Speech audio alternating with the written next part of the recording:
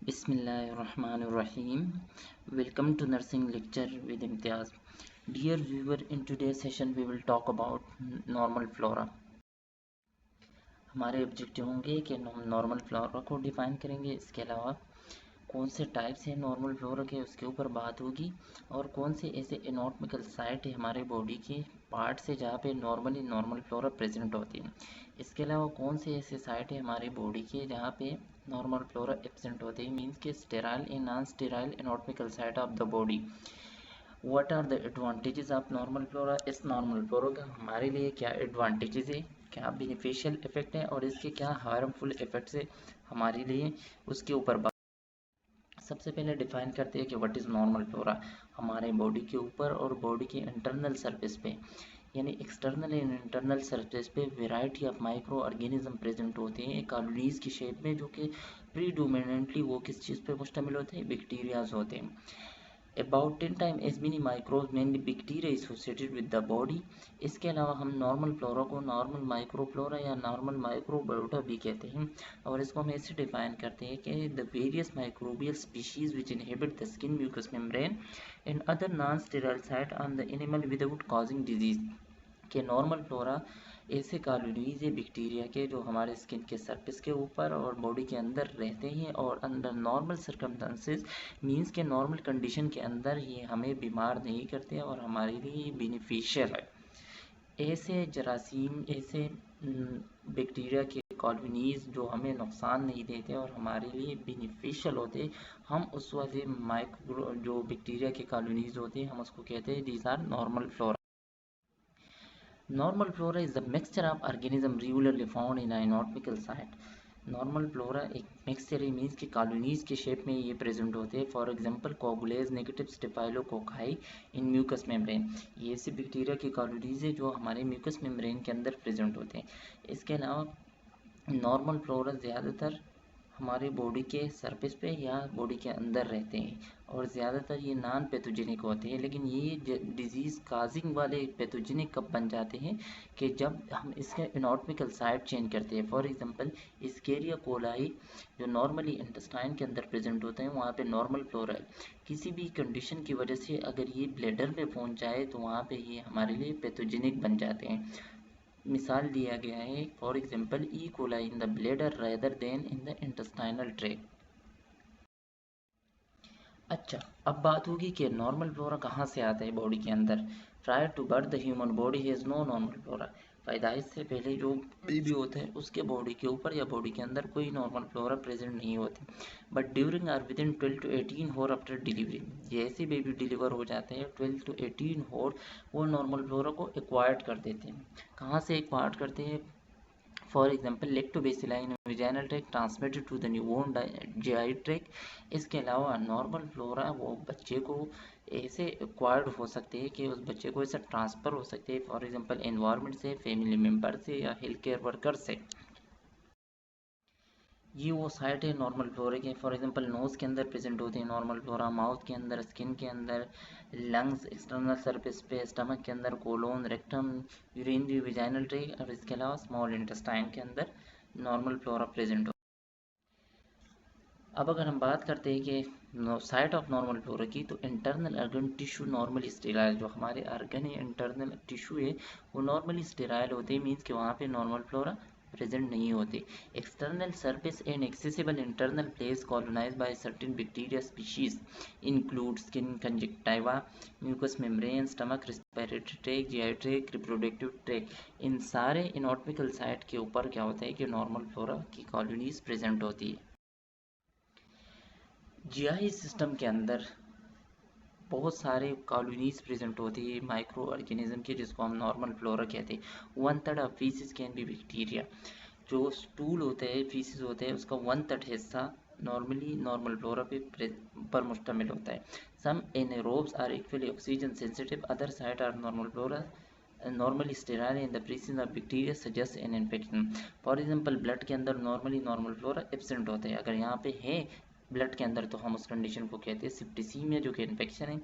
अगर CSF fluid के अंदर है तो हम उसको मेनिंजाइटिस कहते हैं। अगर डीप टिश्यू के अंदर नॉर्मल फ्लोरा प्रेजेंट हो तो हम उसको एब्सेस कहते हैं, जो कि एबनॉर्मल कंडीशन। वो साइट नॉन स्टेराइल साइट वो जहाँ पे नॉर्मल फ्लोरा प्रेजेंट हो, फॉर एग्जांपल स्किन के अंदर प्रेजेंट होता है। इसके अलावा mucous membrane, mouth, nose, stomach, colon, vagina, external ear and distal urethra, ये वो साइट है जहाँ पे नॉर्मल फ्लोरा प्रेजेंट होता है, तो हम इसको कहते हैं these are non sterile site. दूसरी साइड पे है sterile site, for example liver, lungs, blood, middle and inner ear, brain, CSF, bone, heart, urinary bladder, ये वो साइट है जहाँ पे नॉर्मल फ्लोरा नॉर्मली प्रेजेंट नहीं होते। अगर यहाँ पे आ जाए किसी भी कंडीशन की वजह से तो वो यहाँ पे पैथोजेनिक बन जाते हैं, मीन के डिजीज काजिंग वाले जरासीम बन जाते हैं और कोई ना कोई एबनॉर्मल कंडीशन काज करते हैं इस एनाटॉमिकल साइट के अंदर।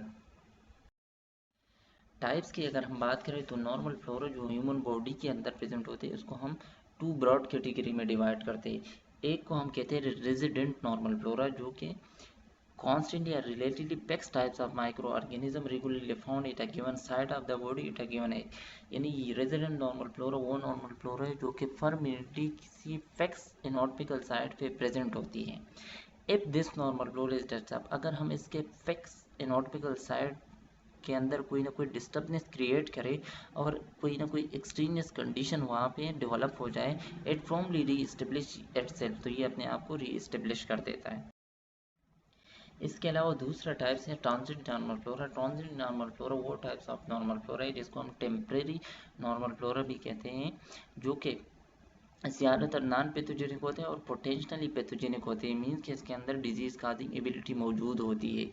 ये नॉर्मल स्किन और म्यूकस मेम्ब्रेन के अंदर प्रेजेंट होती है और शॉर्ट टाइम ड्यूरेशन के लिए ये आ जाते हैं, for example for days, weeks and months के लिए। उसके बाद ये बॉडी को छोड़ के एनवायरनमेंट में चले जाते हैं। ऐसे नॉर्मल फ्लोरा को जो कि टेम्परेली बॉडी के सरफेस के ऊपर आ जाते हैं उसको हम कहते हैं these are transient normal flora और temporary normal flora.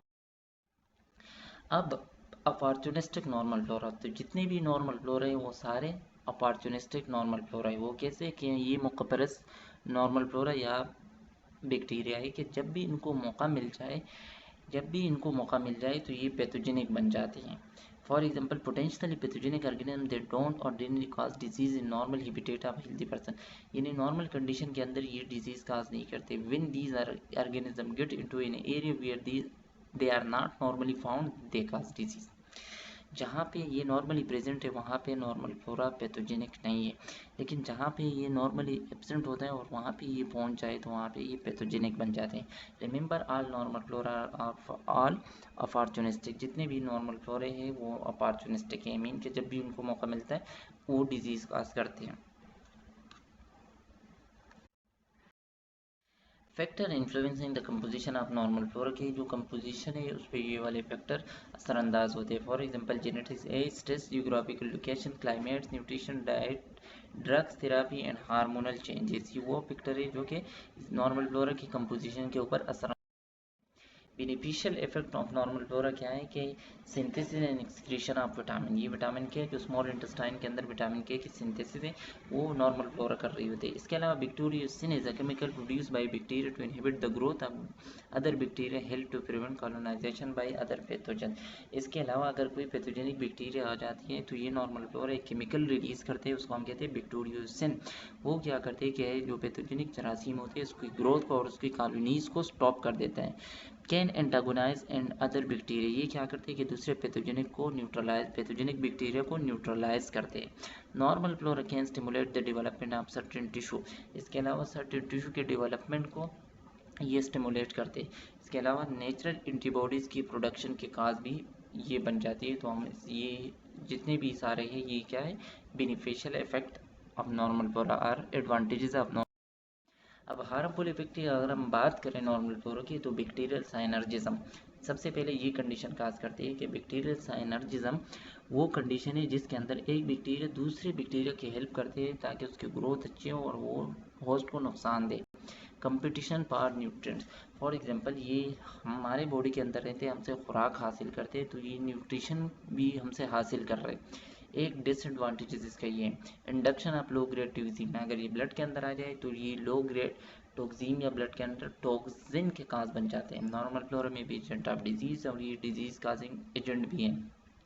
Transfer to susceptible host, जिन लोगों की इम्यून सिस्टम वीक होता है किसी भी रीज़न की वजह से, फॉर एग्जांपल एड्स के अंदर इम्यून सिस्टम वीक होता है तो वहाँ पे इजीली ट्रांसफ़र हो जाते हैं।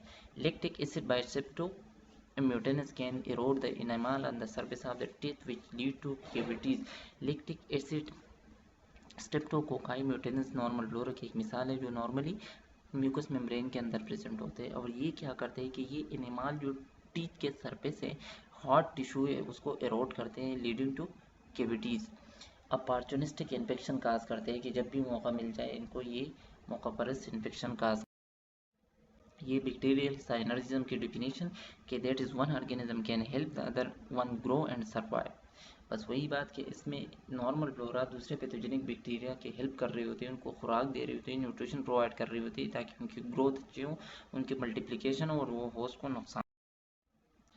Fruit of the day: success is never an accident, it is the result of right decision at the right time. Thank you.